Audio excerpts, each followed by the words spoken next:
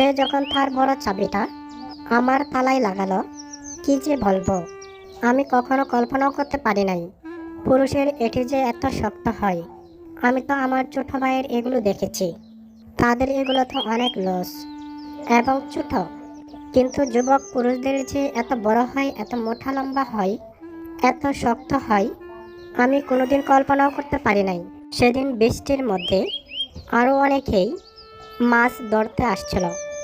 এক সময় মাছ ধরা নিয়ে কার জালি কোন জায়গায় ফেলবে এটা নিয়ে মোটামুটি ঝগড়া বেঁধে যা। আমিও ছাড়ার পাত্র নই। একটি ছেলে আমার সাথে এসে ঝগড়া লেগে যা এবং এক পর্যায়ে দুজনের মধ্যে ভালো ঝগড়াই হয়ে যা। এক পর্যায়ে ছেলেটি বলে, আজকে চলে যা, তোকে আমি দেখে নেব। আজকে যেহেতু অনেক মানুষ আছে, তাই আজকে তোকে কোনো কিছু করব না, তবে এর প্রতিশোধ আমি নেব। এই বলে ছেলেটি মাছ ধরা রেখে জাল ফেলে এখান থেকে চলে যা। আর তখন আমি মনের আনন্দে মাছ ধরি। সেদিন আমি অনেক মাছ ধরেছিলাম, খুব ভালো লেগেছিল আমার। কিন্তু দুঃখের বিষয়, মাছ ধরে যখন আমি বাড়িতে এলাম, তখন বাড়িতে এসে আমার মনে হলো আমি আরও মাছ ধরব। তাই আমি মাছ ধরার জন্য আবার চলে গেলাম। যখন আমি রাস্তা দিয়ে যাচ্ছিলাম, তখন ওই ছেলেটি আমাকে সামনাসামনি এবং আমাকে সামনাসামনি পেয়ে সে বলে, এখন তুমি কি করবে? এখন আমি তোমাকে একা পেয়েছি। তখন আমি বললাম, তুই কি করবে? তুই কিছুই করতে পারবে না। আমি চিৎকার করব। তো আমি যখন চিৎকার দেওয়ার জন্য চেষ্টা করলাম, সেই সময় সে আমার মুখে এসে ধরে ফেলে এবং তার গামছা দিয়ে আমার মুখ বেঁধে ফেলে এবং ওইখানেই আমাকে ফেলে দেয়। আমি তখন চিৎকার করি, কিন্তু আমার শব্দ কেউ শুনে না। তখন ছেলেটি একদম আমার উপরে এসে বসলো। আমি মনে মনে ভাবি, আজকে আমার সর্বনাশ হয়ে যাবে, আজকে আমার আর কোনো কিছু বাকি থাকবে না। কেন যে আবার মাছ ধরতে এসেছিলাম, এখন যদি আমি মাছ ধরতে না আসতাম, তাহলে তো আমার এই ঘটনাটা ঘটতো না। তখন ছেলেটি আমার সাথে যা করলো তা তো আর আপনাদেরকে বলে বোঝাতে হবে না। আমি শারমিন আক্তার, আমি খুব গরিব ঘরের মেয়ে। তাই আমি গ্রামের বাড়িতে মা বাবার সাথেই থাকি। আমার বয়স বর্তমান 18 বছর। আমি একজন যুবতী, কিন্তু আমার এখনও বিয়ে হয়নি। তবে অনেক জায়গা থেকে আমাকে দেখাদেখি করছে। কিছুদিনের মধ্যেই হয়তোবা আমার বিয়ে হয়ে যাবে। তো আমি আজকে আপনাদের সামনে ছোট্ট একটি গল্প বলবো। গল্পটি হলো বৃষ্টির মধ্যে মাছ ধরতে গিয়ে কিভাবে বড় চাবি দিয়ে আমার জায়গায় 12টা বাজালো। আজকে আপনাদের সামনে এই গল্পটি বলবো। প্রিয় বন্ধুরা, আপনারা যারা নিয়মিত আমার গল্প দেখেন, আমি আপনাদের প্রতি কৃতজ্ঞ। তবে আজকের গল্পটি আমার একদম বাস্তব গল্প। আমার এই গল্পটির সাথে যারা গ্রামে থাকেন, আপনাদের অনেকের জীবনের সাথে মিলে যাবে। যাই হোক, বেশি কথা না বলে মূল গল্পে চলে যাচ্ছি। সেদিন ছিল বর্ষাকাল। এমন বর্ষা হয়েছিল একটানা 2 দিন 2 রাত বিরামহীনভাবে বৃষ্টি চলছিল। এই বৃষ্টিতেই নদী নালা খাল বিল ভরে যা। আমাদের বাড়ির পাশেই ছিল ছোট্ট একটি খাল এবং বড় একটি নদী। কিছু সামান্য বৃষ্টি হলেই সেখান দিয়ে প্রচুর মাছ যেত। আর আমি নিয়মিত বৃষ্টি আসলে মাছ ধরতাম জালি দিয়ে। সেই দিনেও এক নাগাড়ে 2 দিন বৃষ্টি হওয়ার পর চিন্তা করলাম, আজকে হয়তোবা ভালো কিছু মাছ ধরতে পারবো। তাই মাছ ধরার জন্য বৃষ্টির মধ্যেই নেমে পড়লাম। এদিকে আমি যে একজন যুবতী, আমার ডাব যে বড় হয়েছে সেদিকে আমার খেয়াল নেই। কিন্তু আমি দেখতে অনেক সাইজে ছোট, সেম বডি, কিন্তু বয়স তো ঠিকই হয়েছে। কিন্তু আমার কাছে বয়স মনে হয় না। আমার মনে হয় আমি এখনও 12 বছরের মেয়ে। তাই বিভিন্ন জায়গায় দৌড়াদৌড়ি করি ছোট বাচ্চাদের সাথে খেলাধুলা করি। এইগুলো করতে আমার খুব ভালো লাগে। আমরা 3 ভাই আর আমি একাই, তবে আমি সবার বড়। আমার ছোট ভাইয়েরা অনেক ছোট। তো সেদিন আমি জালি নিয়ে একাই গিয়েছিলাম। ছোট ভাইদেরকে আমি বৃষ্টির কারণে সাথে নেইনি। আমি একাই গিয়েছিলাম। এই ভুলটাই করেছিলাম। যদি আমার ছোট ভাইদেরকে নিয়ে যেতাম তাহলে আমার এই ঘটনাটা হতো না। তো প্রিয় বন্ধুরা, আমি গ্রামের মেয়ে। আমি বেশি গুছিয়ে কথা বলতে পারি না।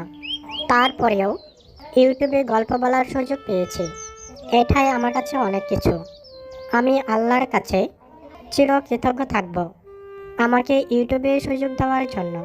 প্রিয় বন্ধুরা, আপনারা যারা কষ্ট করে আমার গল্পটি শুনছেন, আপনারা একটি লাইক দিবেন। আপনাদের ছোট বোন মনে করে ভিডিওটি স্কিপ করে যাবেন না। যাই হোক, সেদিন বৃষ্টির মধ্যে আরও অনেকেই মাছ ধরতে আসছিল। এক সময় মাছ ধরা নিয়ে কার জালি কোন জায়গায় ফেলবে এটা নিয়ে মোটামুটি ঝগড়া বেঁধে যা। আমিও ছাড়ার পাত্র নই। একটি ছেলে আমার সাথে এসে ঝগড়া লেগে যা এবং এক পর্যায়ে দুজনের মধ্যে ভালো ঝগড়াই হয়ে যা। এক পর্যায়ে ছেলেটি বলে, আজকে চলে যা, তোকে আমি দেখে নেব। আজকে যেহেতু অনেক মানুষ আছে, তাই তোকে কোনো কিছু করব না, তবে এর প্রতিশোধ আমি নেব। এই বলে ছেলেটি মাছ ধরা রেখে জাল ফেলে এখান থেকে চলে যা। আর তখন আমি মনের আনন্দে মাছ ধরি। সেদিন আমি অনেক মাছ ধরেছিলাম। খুব ভালো লেগেছিল আমার। কিন্তু দুঃখের বিষয়, মাছ ধরে যখন আমি বাড়িতে এলাম, তখন বাড়িতে এসে আমার মনে হলো আমি আরও মাছ ধরব। তাই আমি মাছ ধরার জন্য আবার চলে গেলাম। যখন আমি রাস্তা দিয়ে যাচ্ছিলাম, তখন ওই ছেলেটি আমাকে সামনাসামনি এবং আমাকে সামনাসামনি পেয়ে সে বলে, এখন তুমি কি করবে?